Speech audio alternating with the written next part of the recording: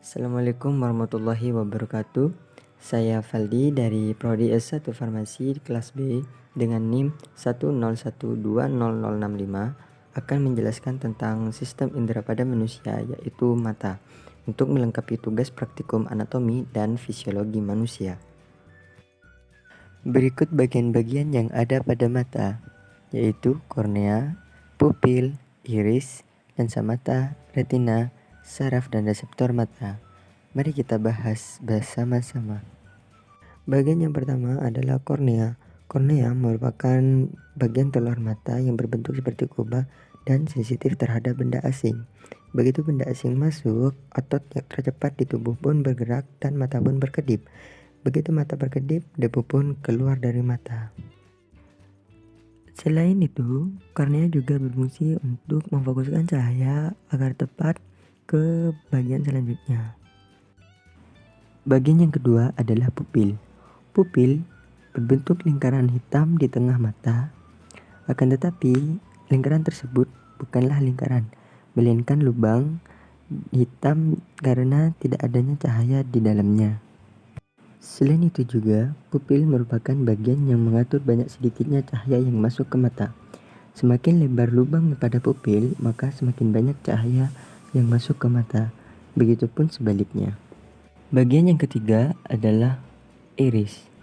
Iris merupakan bagian mata yang memberikan pigmen warna pada mata kita, sehingga mata kita memiliki warna yang berbeda-beda. Ada yang biru, coklat, hitam, dan lain-lain.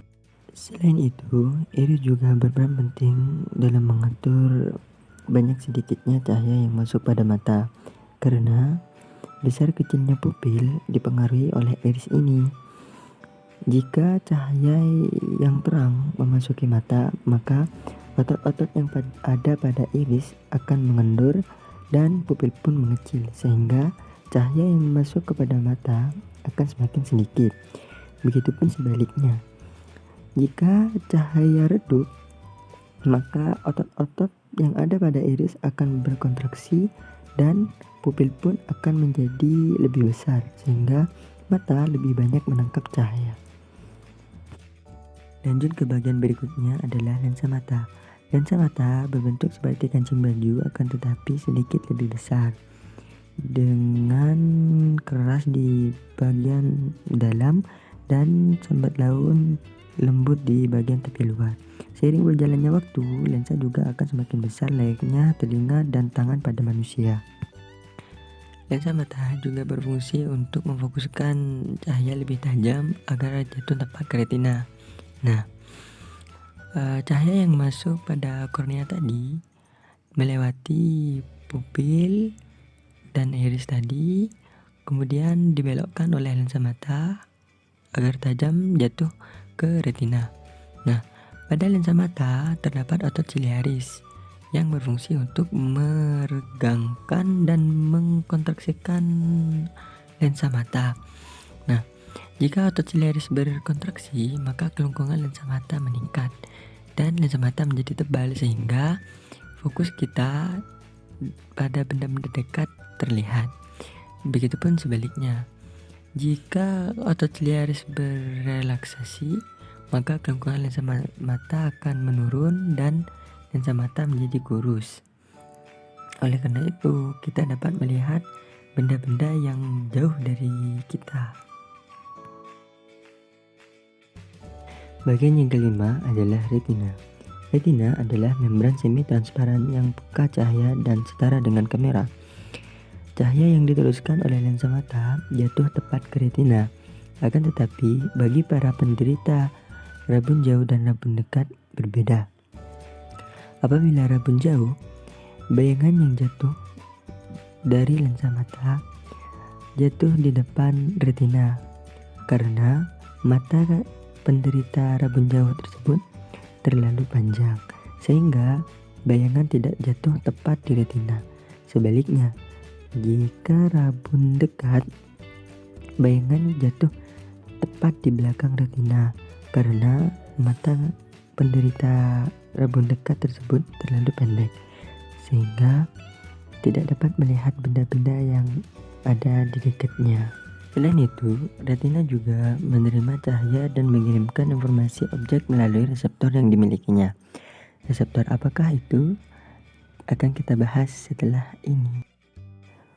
Untuk mengetahuinya, kita akan bahas ke pembahasan berikutnya, yaitu saraf dan reseptor. Reseptor mata bisa berbentuk kerucut dan berbentuk batang. Sel yang berbentuk batang menangkap warna atau cahaya warna hitam, putih, dan lebih dari 500 warna abu-abu. Dan sel batang juga bertanggung jawab atas penglihatan ketika cahaya redup. Sedangkan sel kerucut adalah sel yang peka terhadap warna dan di dalamnya terdapat 3 warna inti, yaitu merah, hijau, dan biru. Walaupun hanya terdiri dari 3 warna, kombinasi dari ketiga warna itulah yang membuat lebih dari 7 juta warna, sehingga kita dapat melihat warna-warna di sekitar kita selama ini. Lain halnya dengan penderita buta warna.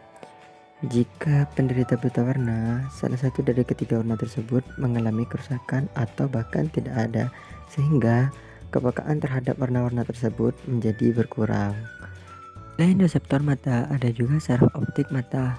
Di sini pembuluh darah dan jalur utama ke otak masuk dan keluar dari bola mata. Semua informasi yang didapat dari retina, lensa, dan lain-lain semua dikirimkan ke saraf optik ini, dan saraf mengirimkan impuls listrik ke korteks visual otak. Nah, di korteks visual otak inilah semua diterjemahkan menjadi sesuatu yang kita pahami dan kita dapat melihat sebagaimana mestinya. Itulah resum anatomi mata dari saya. Kurang lebihnya mohon maaf. Wassalamualaikum warahmatullahi wabarakatuh.